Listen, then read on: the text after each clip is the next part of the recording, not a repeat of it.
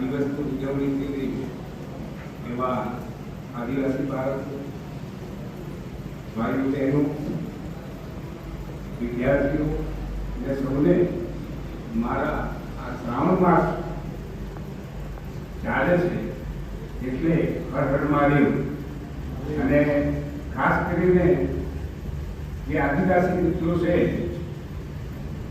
અને જે સારસ્વત મિત્રો સન્માનિત થયા છે એમને મારા આદિવાસી દિવસ નિમિત્તે રામ રામ.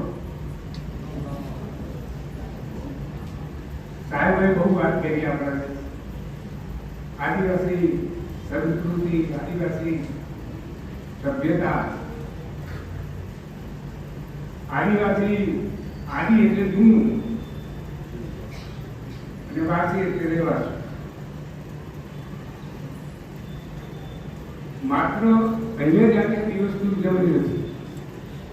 ગુજરાત, ભારત, વિશ્વના દેશો, યુરોપના દેશો, દક્ષિણ આફ્રિકાના દેશો એ બધામાં આજે ઉજવણી થઈ રહી છે. ઉજવણી એટલા માટે થઈ રહી છે, મેં કીધું એમ કે ભાઈ એમના અધિકારોને જાણે, આવનાર પડકારો સામે જાણે. વિશ્વની અંદર સૌથી વધારે વસ્તી એ દક્ષિણ આફ્રિકામાં 450 કરતા પણ વધુ જાતિ છે, જુદી જુદી જાતિ. ભારતની અંદર ની વાત કરીએ તો આદિવાસી વસ્તી ખરી, એમાં સૌથી વધારે ભીલ આદિવાસી વસ્તી અને એમાં સૌથી વધારે મધ્યપ્રદેશ ભેગા આદિવાસી જાતિ, ચિંતુ આદિવાસી છે. આદિવાસી અનેક પ્રકારની જાતિઓ છે અને એની પેટા જ્ઞાતિ. એથી ઉઠી અને ગુજરાતમાં આવો તમે તો ગુજરાતમાં 29 જાતિ, એમાં 29 જાતિમાં 5 આદિમ જૂથ છે. એવા ભારતની અંદર 75 આદિમ જૂથ છે, જુદા જુદા, જે આદિવાસીમાં પણ આદિવાસી એટલે બિલકુલ જૂના, જેનો મુખ્ય ખોરાક આખો અલગ અલગ છે, એની સભ્યતા અલગ છે, એની સંસ્કૃતિ અલગ છે, એના પહેરવેશ અલગ છે. અને તમામ જેમ આપણે અંબે માતા આપણી આદ્ય શક્તિ છે, એમની આદ્ય શક્તિ દેવ મોગરા દેવી જે છે આદ્ય શક્તિ છે, પણ એની અંદર પણ પેટા જાતિઓ ઘણી બધી છે. આપણે જુદા જુદા ધાર્મિક રીતે મહત્વ છે એનું, એની સામરિક રીતે મહત્વ છે, બધી રીતે એનું મહત્વ છે, પર્યાવરણ જાળવણીમાં મહત્વ છે. તો બહુ જનરલ વાત કરી રહ્યો તમને. આ એક ટોપિક ઉપર ઘણી ચર્ચાઓ થાય, પણ સ્વાભાવિક રીતે આ બધી જે જાતિ જે ખરી એ ભીલ શબ્દ એ છે કે અત્યારે તે વર્તમાન સમયમાં જુઓ તો છે કે રાષ્ટ્રપતિ લગી મહિલા, રમતવીરમાં છે, નોકરીમાં છે, ક્યાં નથી, બધી જગ્યાએ. તો સ્વાભાવિક છે કે જે ભીલ એ ભારતની અંદર સૌથી વધારે છે. અને પછી બધી પેટા જ્ઞાતિઓમાં આવે છે, વસાવા, જાણકા, ગામી, આ બધી આદિવાસી જાતિ આવે છે. એટલે આપણે ભીલ શબ્દને જોઈએ તો ભીલ એ બિલ્લુ, રવિ શબ્દ છે, બિલ્લુ અને બિલ્લુ એટલે બાણ ભરતી, એના ઉપરથી આવી. એટલે દરેક જ્ઞાતિનો ઇતિહાસ છે. રાણા પ્રતાપ સાથે, મોતીલાલ દેજાવર સાથે એ બધું છે, એનો ઇતિહાસ. તમે ગાયક કલાકારમાં દિવાળીબેન ભીલ ગણો કે રાષ્ટ્રપતિમાં મોટું ગણો, આપણા કેટલા બધા જે છે એ બધા બધી જગ્યાએ ફેલાયેલા છે. પણ એ ક્યારે કે અહીં આદિવાસી શું, એનો હિસ્ટ્રી શું, તો હિસ્ટ્રી ગણવા આવો છે. અને હિસ્ટ્રીમાં જ્યારે આદિવાસી અનાદીઓ એ વચ્ચે યુદ્ધ થયું અને એ સમય દરમિયાન તમે જુઓ કે એ યુદ્ધ દરમિયાન આ લોકો પહાડો પર રહેતા, એ બનવા એ જંગલમાં રહેતા. આપણે સબરી અને મહાભારત એકલવ્ય બંને પાત્રોનું તો હિસ્ટ્રી તો વર્ષો જૂનો છે. હિસ્ટ્રીને તો કઈ એ છે જૂનામાં જૂનું માણસ. અને વિશ્વ આદિવાસી દિવસ એ 19મો જે છે, પણ એની શરૂઆત જે છે રાષ્ટ્રીય સંઘે તરીકે, રાષ્ટ્રીય સંઘ જે કહીએ ને એ અભ્યાસો કરે છે. જાણીતી પહેલા જ એનો રિપોર્ટ આવેલો, વર્લ્ડ ડેવલપમેન્ટ રિપોર્ટ, એની પછી વાત. પણ એ પહેલાથી જોઈએ તો આ જે ટેકા જ્ઞાતિઓ છે તો ગુજરાતની અંદર પણ ઉગરતી જાતિઓ કે અંબાજી દાદા દિવાળી પૂર્વવર્તી તમે જુઓ એ બધા ઉપર પિયતરી કરાવે દરેક જાતિ ઉપર, અને દરેક જાતિને નજીકથી જોઈ છે. અહીં આગળ તમે ચાર આપણા વિસ્તારો ગણો, હેડપણમાં, વિજયનગર, મેઘરજ અને ભિલોડા, તો એમાં પણ સમાનતા ન મળે. તો ત્યાં આગળ ભિલોડામાં શિક્ષણ વધુ છે, વિજયનગરમાં વધુ છે, હેડપણમાં વધુ છે. તો ત્યાંનો હિસ્ટ્રી તપાસો તો ત્યાં આગળ પાદરી હતા અને પાદરીએ શિક્ષણ વધારવામાં મુખ્ય પરિબળ. અહીં આગળ સ્કૂલ સ્થાપી એમણે તો અહીં આગળ સ્કૂલો ઉખાડીને ફેંકી દીધી. તો સ્વાભાવિક છે જ્યાં જ્યાં શિક્ષણનો ફેલાવો છે ત્યાં એનો પણ હિસ્ટ્રી રહેશે, અને હિસ્ટ્રીની અંદર એના ઉત્થાન માટેની વાત છે. ભારત તો ચલો ભાઈ એની હિસ્ટ્રી જે છે એ આખી અલગ છે. એનું આર્થિક ઉત્થાન, એનું સામાજિક ઉત્થાન જ્યારે ખેડ બનવામાં આવ્યો ત્યારે અહીંયા ટ્રાઇબલ ઓફિસ થઈ 1983, અને એ વખતે મને ખ્યાલ છે કે એવું શર્મા સાહેબ હતા અને ઇકોનોમિક્સનો પ્રોફેસર હતો. એટલે ભગવાનના જોડે એ સાહિત્ય ઉપર કરે, એ દેવરા, એ ઘોડા, એ સાંસ્કૃતિક અભ્યાસ, પણ સાંસ્કૃતિકની સાથે સાથે આપણે આર્થિક રીતે પણ એને મજબૂત કરવા પડે. મોહનસિંહે આપણે વાત કરી કે ભગવાન સાથે બહુ કામ, સાહિત્ય ઉપર એમને બહુ કામ, પણ સાહિત્યની સાથે આપણે આર્થિક રીતે મજબૂત બનાવવા. આજે બાંગ્લાદેશની અંદર જે ઉલ્લંઘન થઈ રહ્યું છે એમાં મોહમ્મદ યુનુસ જેને સ્મોલ ફાઇનાન્સનો ખ્યાલ આપ્યો, એ અર્થશાસ્ત્રી બાંગ્લાદેશના આજે જે શાસક, તો તમે રિસર્ચની પડી પડો ત્યાંથી એની અસર તો વર્ષોથી ચાલી. એટલે આદિવાસીની જ્યારે વાત કરીએ છીએ ત્યારે તે ખેડબ્રહ્મા પ્રોપરની મેં તમને 4 તાલુકાની જે વાત કરી, શિક્ષણની વાત કરી, એ અમારી પણ કાઠોડી જાતિ રહેતી. અને મેં એવું શર્માને પૂછ્યું તો મારે ઇકોનોમિક્સમાં મને કે રમણ સાહેબ કામ કરવું તે આલાવ કરતો, એટલે મેં એમફિલ એલાવ કર્યું. અને એમફિલ જ્યારે કર્યું ત્યારે એ વખતે આજથી 32 વર્ષ પહેલા 44 કુટુંબ હતા, આજે 186 કુટુંબ છે. ધનગરા પંથકના આંતરસુભાના વર્ગો.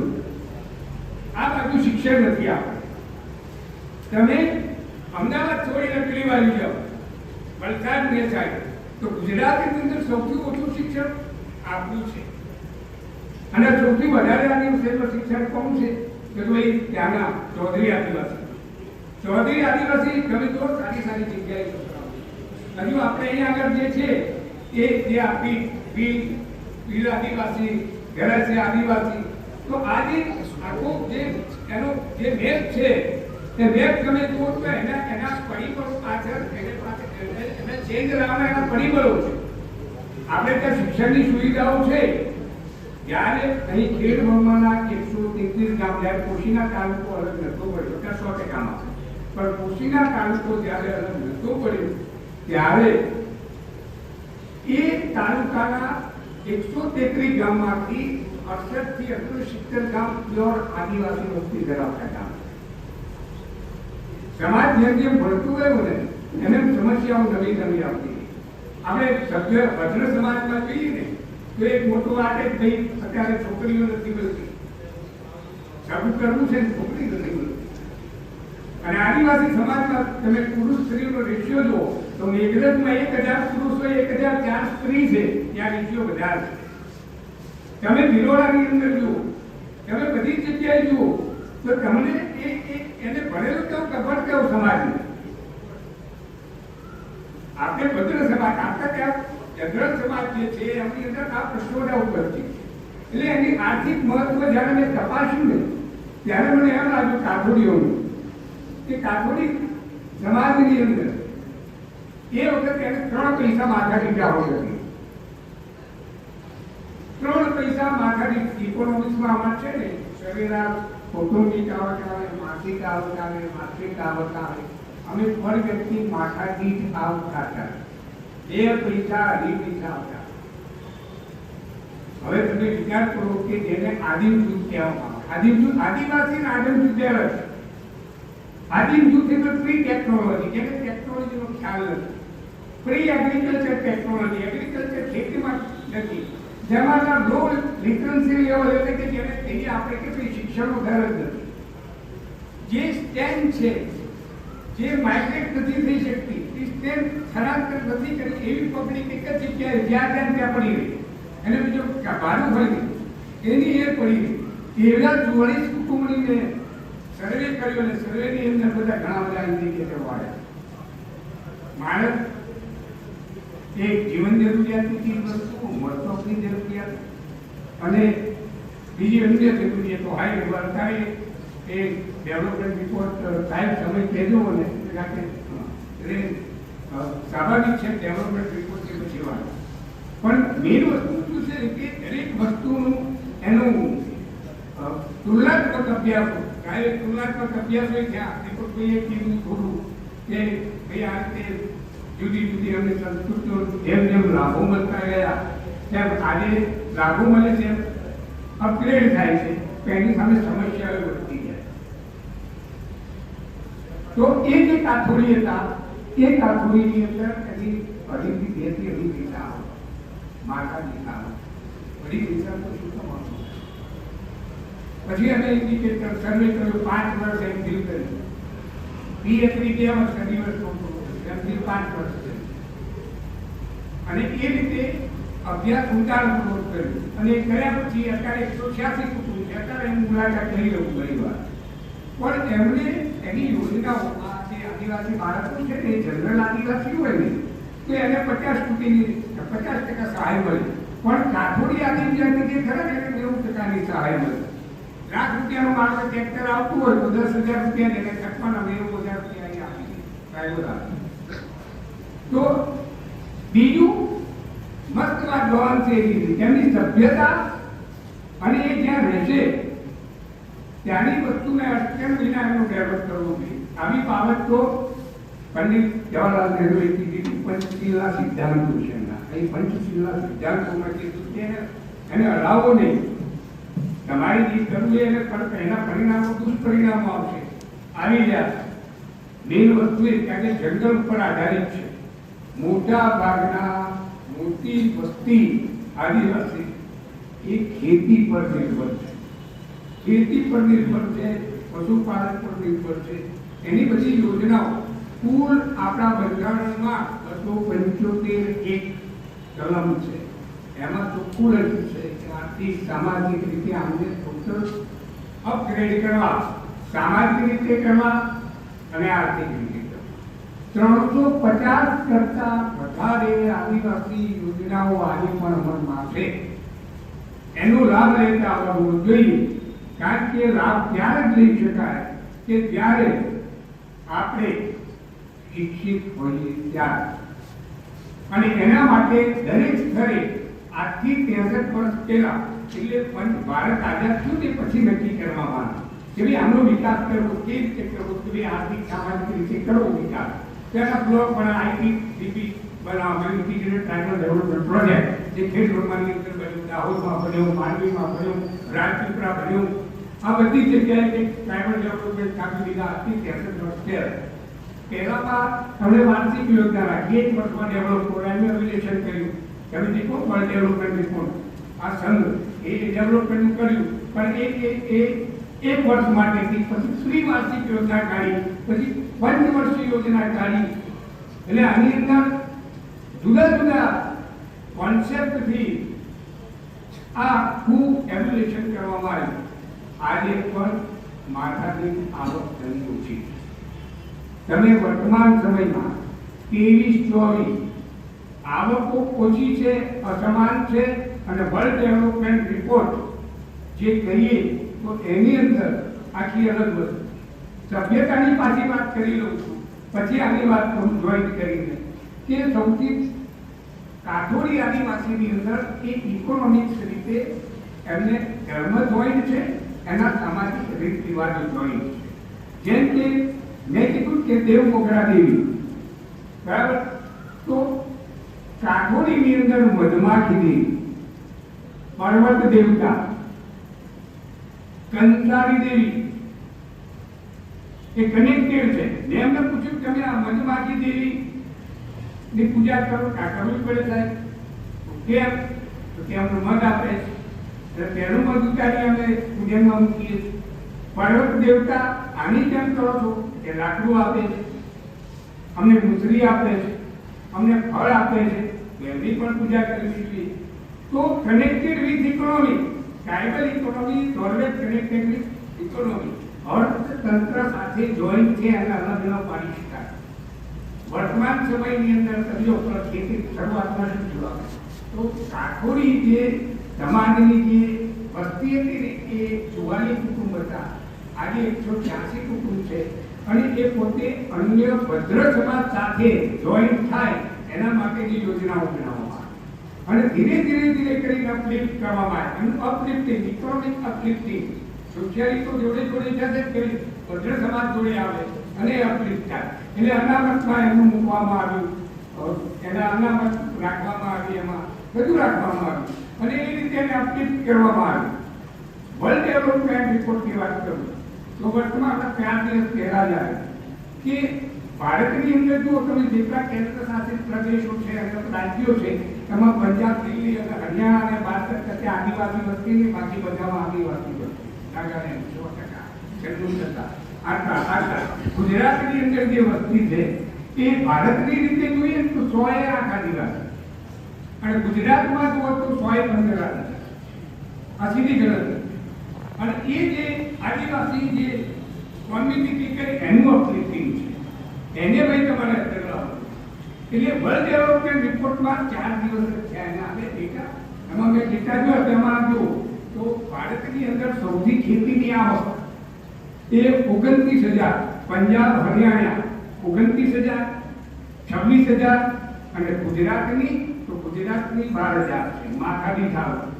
અને એને પાછું માઇક્રો ડેટા ટોટલ તો ખેડૂતોમાંના આદિવાસીની માથાદીઠ આવક લગભગ 18 થી 19 રૂપિયા. હવે તમે હરિયાણાનો ખેડૂત અને આ બાજુ ખેડૂતમાંનો ખેડૂત બે સરખા તો માથાદીઠ આવક ઓછી. આવક સમાજ વર્લ્ડ ડેવલપમેન્ટમાં સૌથી મોટામાં મોટું એમાં લખ્યું છે કે ભારતને જો અમેરિકા બનવું છે ને તો હજુ 75 વર્ષ લાગશે અને ચીનને બનવું છે અમેરિકા તો એમ કે 10 વર્ષ લાગશે એની માથાદીઠ આવકના સંદર્ભમાં. એટલે આ ગ્રોથ છે. આ 2050 નું ઇકોનોમિક્સ જુઓ તો ઘણું બધું બહુ મોટું ચિત્ર છે. એમાં આપણે કલ્પના ન કરી એવું ચિત્ર છે. 300 રૂપિયા દૂધની થેલી લેવા જવું પડશે એ દશા છે આપણી. બરાબર છે. તો આ સ્વાભાવિક છે. 2030 સુધી તમે 400 રૂપિયા દૂધની થેલી થઈ ગઈ છે. આ પ્રોજેક્શન છે બધા ઇકોનોમિક્સના, વર્લ્ડ ડેવલપમેન્ટ રિપોર્ટના ગણો કે ગણો બધી જ વસ્તુ તમે એમ કહો કે અહીં બેઠા છો અને કોઈ કલ્પના નહીં કરી શકે કે ભાઈ તમે કિલો ચાંદી લેવા જાઓ તો અત્યારે 80,000 ભાવ ભાઈ સાહેબ. અને એક 2032 ની અંદર લેવા જશો એટલે કે 10 લાખ રૂપિયા કિંમત થઈ જશે. તો કે કેમ? કે એની પાછળ પરિબળો. કારણ કે આપણી સરકારે આ બજેટમાં એમ કે સોલર પાવરને બહુ મહત્વ આપે. સોલર પાવરની અંદર ચાંદી અને અન્ય ધાતુનો વપરાશ થાય છે એટલે એની ડિમાન્ડ ફૂલ રહેવાની. ભારત એ આ ઇલેક્ટ્રિસિટીમાં નહીં પહોંચી વળે કારણ કે ઉત્પાદન બજારવાનું બહારની કંપનીઓ આવે છે તો બહારની જે કંપનીઓ આવે છે એને પણ વીજળી પૂરી પાડવી પડશે. પેટ્રોલ ડીઝલ ખોવાઈ ગયા છે, યુદ્ધ જેવી સ્થિતિ છે. આ બધી જ સમસ્યાઓને લઈ અને આવનાર સમયમાં દરેક ઘેર હમણાં તાજેતરમાં જ નવું બહાર પાડ્યું ને એની અંદર સ્પષ્ટ છે કે ફ્લેટ બને સિટીમાં તો સોલાર લગાવવું પડશે કમ્પલસરી. તમે વાપરો, સરકારને આવક કરો, સરકાર બીજે રીતે. એટલે ભારતમાં તો કેટલા 142-44 કરોડ વસ્તી એના ઘરની તમે વાત કરો ઉપર લગાવે બાકી દુનિયાને વીજળી આપે અને એમાં આ સિલ્વર અને અંદર 42 વપરાય. એટલે ડિમાન્ડો વધવાની છે, મોંઘવારી ઘટવાની નથી. એ ફાઇનલ છે, મોંઘવારી વધવાની છે કારણ કે ઇન્ફ્લેશન દર છે. નવા ઇન્ડિકેટર એ છે 103 જણા બચતનો ખ્યાલ થઈ ગયા. એમાં આજે વિશ્વ આદિવાસી દિવસની જે વાત કરીએ તો જો જે ઉપરના કુટુંબો છે એ માત્ર પ્લેસલેસ પોઈન્ટ આવે છે બચતના દરમાં, બાકીની મોટા ભાગનો બચતનો દર નથી. એટલે તેને બીજા ઉપર ડિપેન્ડેન્ટ કહેવાય, બીજા ઉપર આધારિત કહેવાય. તો આ પ્રકારની જે બધા ઇન્ડિકેટરો છે ઘણા બધા છે. વિશ્વ આદિવાસી નિમિત્તે મને બોલાવ્યો એટલે ભાઈ અજીતભાઈ એમની ટીમ, મેનેજમેન્ટ ટીમ, ટ્રસ્ટી અહીંના અને બધા સારસ્વત મિત્રોનો ખૂબ ખૂબ આભાર. જય હિન્દ, જય ભારત.